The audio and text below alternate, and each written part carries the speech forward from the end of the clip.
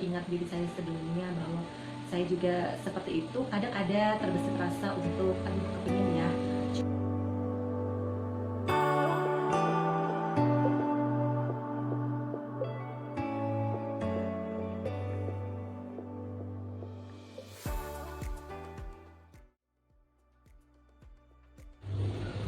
Saya memutuskan untuk berhenti atau resign dari perusahaan yang sudah membesarkan nama saya sampai dengan sejauh ini adalah alasan yang paling besar adalah anak.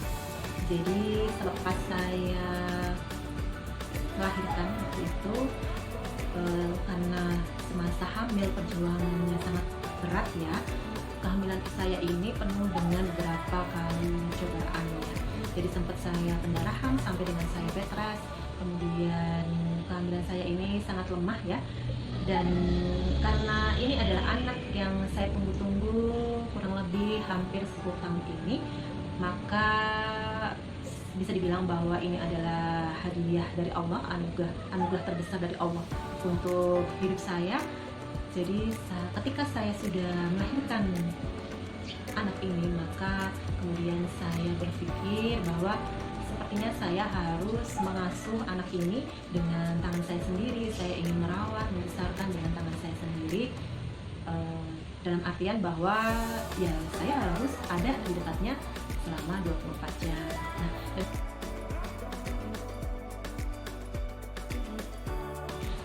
profesi saya yang terakhir itu Mbak adalah sebagai HRD Manager. Kebetulan saya bekerja di salah satu perusahaan manufaktur milik BUMN, yaitu yang berlokasi di Kabupaten Blora, pabrik gula tepatnya seperti itu. Nah, posisi sebagai HRD Manager itu tidak lantas serta-merta saya dapatkan begitu saja, penuh dengan perjuangan, dan saya betul-betul memulainya dari bawah, perangkat dari bawah betul saya untuk bisa mencapai karir itu.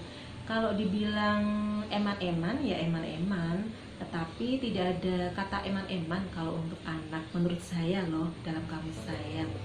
Waktu itu saya berkarir dimulai usia 2005, kurang lebih 23 tahun. 23 tahun saya sudah mulai berkarir dan sudah menjadi kepala personalia. Nah, setelah itu step by step naik dan akhirnya menjadi HRD Manager.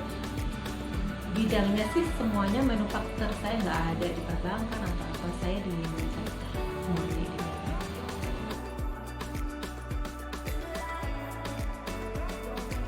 Bisnis yang sedang saya jalani saat ini adalah penjualan baju anak.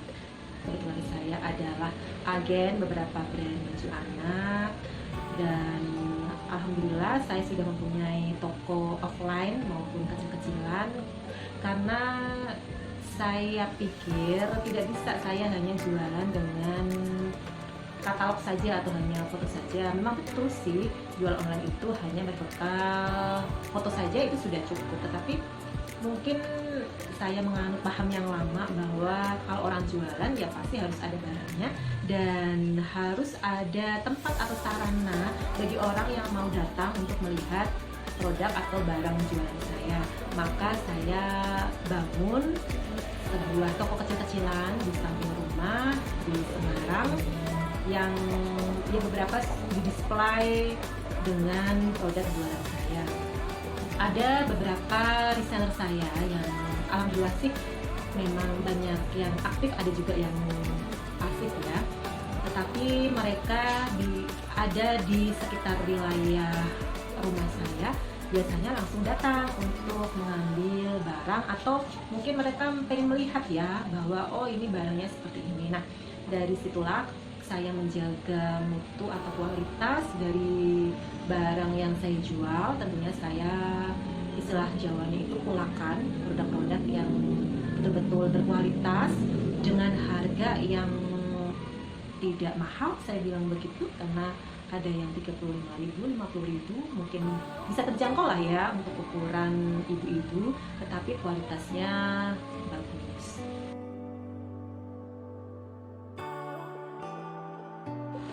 suka dukanya berjualan online. Ya namanya dinamika hidup ya, pasti ada suka ada dukanya. Tapi saya bilang bahwa di dunia online ini banyak sukanya loh daripada dukanya. Kalau sukanya itu di saat closing, dapat transferan itu sukanya.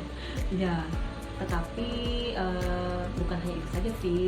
Saya suka karena saya bisa mendapatkan banyak teman, bahkan saudara loh dari bisnis online ini yang saya mungkin tidak pernah berjumpa sebelumnya tatap muka, tetapi sudah layaknya saudara. Benar. Kalau dukanya itu apa ya? Kadang duka itu tertutup sih ya dengan banyak sukanya, banyak closingan, banyak banjir orderan. Kadang lagi ada yang menipu itu loh, menipu mungkin mengatasnamakan satu reseller, kemudian mau niat membeli, sudah dibalesin chatnya, tapi ternyata ujung-ujungnya adalah penipu. Atau yang PHP beberapa sih ya, tapi kalau yang PHP ini awalnya saya galau, tetapi makin kesini saya bisa ikhlas bahwa mungkin itu belum rezeki saya dari Allah ketika ada customer yang PHP, jadi saya bisa lebih ikhlas, lebih legowo bahwa itu bukan rezeki saya, mungkin rezeki saya ada di orang lain. Itu sih mbak suka dukanya.